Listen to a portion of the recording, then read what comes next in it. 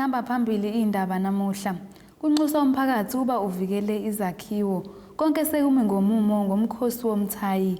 Kanti sekubuyele esimeni ukusebenza kwamatekisi eShowe. Ungqongqoshe womnyango wezokubusa nokubambisana nezindaba zomdabu uNkosikazi Nomusa Dube-Ncube usenxusa umphakathi owakhele nendawo yaseMombeni kuWard 6 eMlalazi ngaphandle kwedolobha laseShowe ukuthi babe ngamaphoyisa avikela izakhiwo zikahulumeni ezisuke zenzelwe ukulekelela umphakathi. uDube-Ncube uthi uma kukhona abahlongoza iziteleka ezidicela phansi izakhiwo zikahulumeni makube ibona kuqala bayovimba khona ngokuba ekugcineni kulimala wona umphakathi. uDube-Ncube bekhuluma kanje namuhla ngenkathi evula isikhungo sokusiza emphakathi esineminyango kahulumeni yahlukahlukene iBiyela Community Service Center. Usuzokwazi ke umphakathi waseMombeni ngaphansi kwesizwe saBiyela ukuthola uhulumeni eduzane njengoba namuhla ungqongqoshe omnyango wezokubusa ngokubambisana nezindaba zomdabu esifundazweni saKwaZulu-Natal uNkosikazi Nomusa Dube-Ncube evule ngokusemthethweni isikhungo esinamahhovisi kahulumeni okubalwa uSASSA, umnyango wasekhaya namanye. Ekhuluma nabezindaba ungqongqoshe uDube-Ncube uthi ke lezi izikhungo ziwusizo olukhulu emphakathini ngoba babesahamba amabanga amade bephinde bekhiphe izimali ezinkulu begibela emadolobheni bewufuna usizo. Isakhiwo lesi esizama ngaso ukuthi sisondezele imisebenzi kahulumeni eduzane komphakathi. Umphakathi walapho bonenkinga yokuthi uma ngabe befuna iminyango kahulumeni fanele bagibele baye eShowe edolobheni noma bagibele baye eMpangeni edolobheni. Lapha njengoba sizovula lesakhiwo ngokusemthethweni sinehhovisi lenkosi, sinehhovisi lamakhansela, sinehhovisi la Home Affairs, sinamahhovisi waka Department of Labour khona la, sinamahhovisi omphakathi operations kumasakhe khona nawo la, uSASSA wempesheni nento zeingane nezibonelelo bonke bakhona la. Senzela ukuthi umphakathi ungazi ugibele ngeimali ezinkulu, uthola ukuthi umuntu uyagibela uya kwa Home Affairs eMpangeni kuphinde kuthiwa buya futhi ngeimali o40 abantu abagibela ngazo. uDube-Ncube besenxusa umphakathi uba uvikele lesi sikhungo ngoba uzobe uzilimaza wona uma ngabe uzoba yiwona ozodicelela phansi njengoba kuye kwenzeka uma ngabe umphakathi ubhikisha. Unxusa umphakathi ukuba awube amaphoyisa aso lesi sikhungo. Siyanxusa kakhulu umphakathi ukuthi izakhiwo ezinjengalezi umphakathi uzibheke ube ngamaphoyisa, singaze sidinga ukuthi sibe namaphoyisa agada izakhiwo zomphakathi ngoba phela lokhu njengoba sekula kuwusizo emphakathini ukuthi umphakathi ungagibeli ngeimali ezinkulu ezishisiweyo. Laba umphakathi ongenazo lezo imali, abazali bedinga izitifikethi zeingane, badinga usizo nama-ID eingane, bazowalka manje besuka ekhaya beze laba phindele ekhaya noma kudingakala ezinye imfanelo bazowalka ngeke kudinga ukuthi baze bakhokhe imali ezinkulu. So ngokumphakathi ukuthi ubheke lesakhiwo usigade kuyosizo ekutheni nathi sisizakale somphakathi. Khona manje umnumzana uMichael Mkhize wakuyo le ndawo uthi mkhulu umehluko ozokwenzeka njengoba ubehamba amabanga amade njalo uma ngabe uvakashela amahhovisi akaSASSA noma eya esikhungweni somnyango wezasekhaya. Besiyosuka besihamba ibanga elide sisuka la siya eShowe, kodwa ke kusho ukuthi thina singabantu esisuka esigodini esinye senye inkosi, kodwa kusho ukuthi ke akude kakhulu khona eMekula. Kusho ukuthi ngoba sojike embongolwane sihambe siya eShowe kube imali eningi emengicabanga siya eShowe. Kusho ukuthi kuba sekulula eMekula ngoba sesikwazi ukuthi sheshe silungisa izinto emezi siyilazi la mengazi kwenzeka izinto zibe khona la. Ezindabeni ze1KZN TV kube kuNondumiso Mlondo ngibuya ngiseShowe. Inkosi yesizwe sakaTembe kaNgana senyakatho neKwaZulu-Natal ithi konke sekumi ngomumo ngezinhlelo zomkhosi womthayi njengoba kulindele ukuthi uqale ngoLwesihlanu lapho kuzobe kuhlangene khona osomabhizinisi kubhunga ngezindlela zokuthuthukisa umnotho wakule ndawo. Okunye okuvezwe inkosi udaba oluthinta ukuntshontsha kwezimoto ziyiswe kwamanye amazwe angomakhelwane. Lo mkhosi uzobe ubanjele ehlalankosi emzini wenkosi emfihlweni. Umkhosi womthayi nodume ngumkhosi wamagano ungemenye yemikhosi ethathwa njengebalulekile esifundazweni njengoba ivuselela ukubaleka kwamasiko akwaZulu. Kulo mkhosi kuyayigqugquzela umphakathi ukuba uvikele isihlahla somgano ngoba sinomlando futhi sivikela nomhlabathi njengoba sinezingqabu esijulile. Ngokwamalungiselelo sesilindele ukuthi uqale umkhosi wethu uzoqala ngoLwesihlanu lapha esilindele khona ukuba kube ithuba losomabhizinisi endaweni esikubiza ukuthi i-business seminar ezokwenzela eGhost Mountain eMkhuze ngo8:30. Emveni kwalokho ke sibe nethuba lesibili ngo7:30 lapha esilindele khona kube negaladini esobe sihlangane khona nabaholi bezwe sizozwakalisa ilaka lethu nabo kube khona abasinikeza khona mayelana nezinhlelo abanazo esifundazweni. So ke sisuka ke lapho ke sesiya emkhosini ngqo ngomhla ka-11 lapha esilindele khona izinkumbi zabantu okumele zizoletha ukudla lokwesintu okungamaganu bese kuba ke nemculo enhlobonhlobo kanye nokuningi esikulindele ukuthi kwenze ngalolu suku. Lo mkhosi ubanjelwe endaweni yaseMkhuze enyakatho nesifundazwe nesesidume njengesizinda sokuduna kwezimoto. Kulindele ukuthi inkosi iTembe igcile kakhulu kulolu daba. Siye sakhungathwa kakhulu ubugebengu lapha abantu asebekhale khona ngaphansi kokuba kubedunelwe izimoto zabo.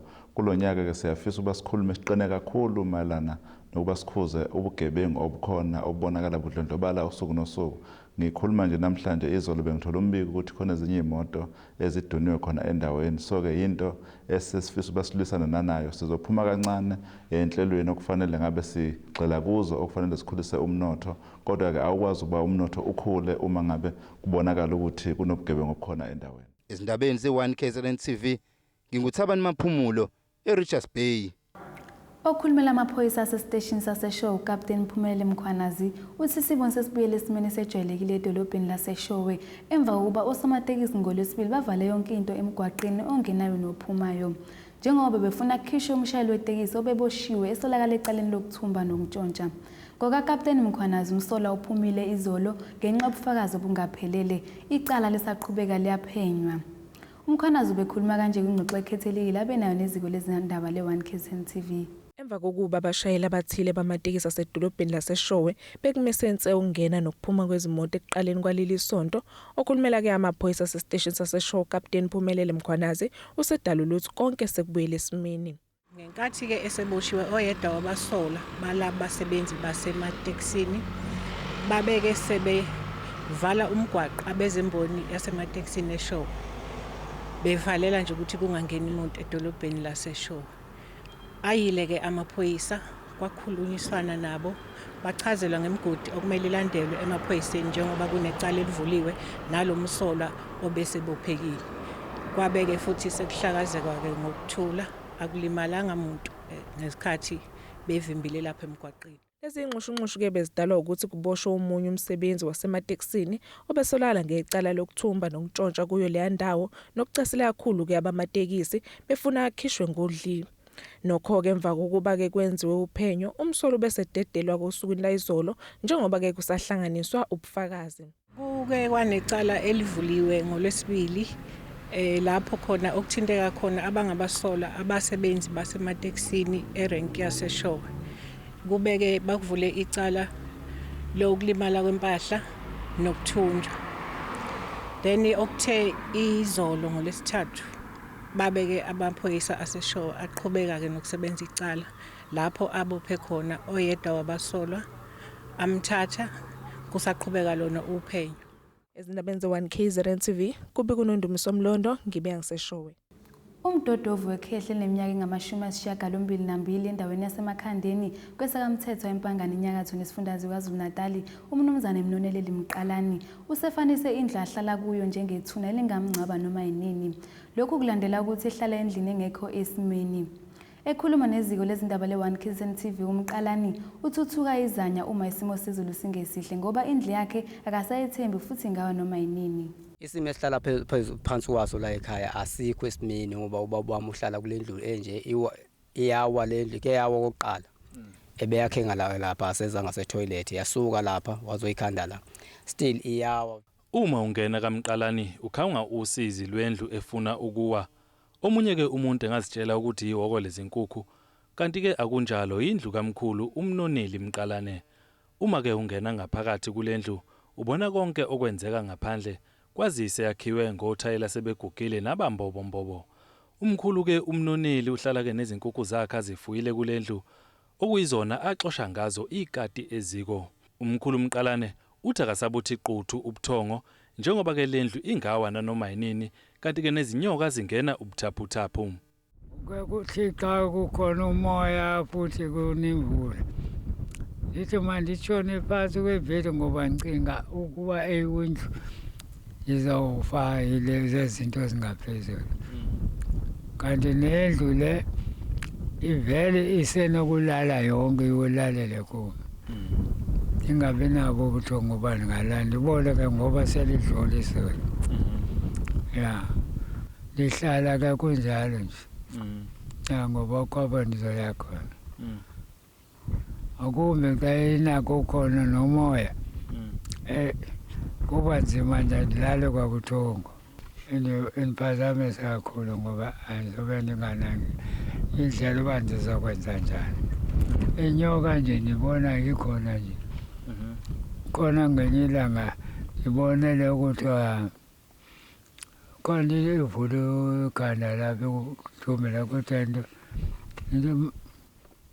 Kuthiwa yini igama layo? Imfesi. Ya yayisendibona apha yabuyela yashonela kangala kule kwala zinto.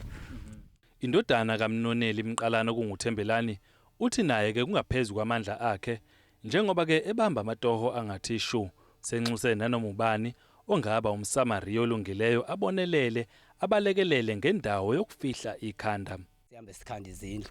So awu 1000 nje mina ngaze ngize ngilithole. Mangithola imali mhlawumbe kwenza ngithola 500 u600 so impilo igcine sengakwazi ukuthi mayiqhubeke phambili. So bengicela ukuthi mawukhona othize mhlawumbe ongakwazi ukuthi noba ubani ongakwazi ukuthi asize ubaba akwazi ukuthi amsize ngoba agcine ahlezi endaweni engcono. Ezindabeni ze1K ZN TV kubika umndeni omfokambuze eMashoba Nene kwesakamthethwa. Ake sibheke ingosini yezomnotho. Irandi lu-13.44 cents maqhathaniswa nedola laseMelika libe u-16.81 cents maqhathaniswa nopondo waseBrithani libe u-14.34 cents maqhathaniswa ne-euro yase-Europe. Igolide lona $1,239.82 cents i-ounce kuthuwele ongahluziwe ube u-$55.53 cents umphongolo. Ake sibheke engosini yezemidlalo. Umqeqeshi weMamelodi Sundowns uPeter Mosimane uthi ngenkathi ebophela iqembu bedlane eBloemfontein Celtic ubengabhekile kulomdlalo kuphela kepha ubebhekene nowangempela sonto lapho bezobe bebhekene khona nezimnyama eOrlando Pirates. uMosimane ukhulume kanje ngemuva kokuguqisa isiwelele samasele ngegoli elilodwa eqandeni izolo. uMosimane obeke ngaphandle uDian Mabunda kumdlalo wesiwelele uthi ukuthola ikhadi eliphuzi kulomdlalo kuka-Arenze nongeke abe yingxenye yomdlalo wabo nezimnyama angeke kubalimaze kakhulu ngoba bakhona oThabo Ntethe noMabunda kanye noSomahoro Bangali. Ake sibheke isimo lesilindelekile osukwini lakusasa. Empangeni lizothi qwaqwa ngamafa amazinga okushisa u22 kuya ku28 degrees, eThekwini u22 kuya ku27 degrees, eMgungundlovu ngazibomvu 18 kuya ku26 degrees, Olundo Lumahlikihli ku21 kuya ku31 degrees, eXhophe Limantende u17 kuya ku23 degrees, siphethe ngeFrayhead Philip u18 kuya ku29 degrees. Ilezo ke babukele besiniphathele zona sinethimba lezindaba le1K ZN TV, intombi yasemabheleni ifisela ubusuku obuhle.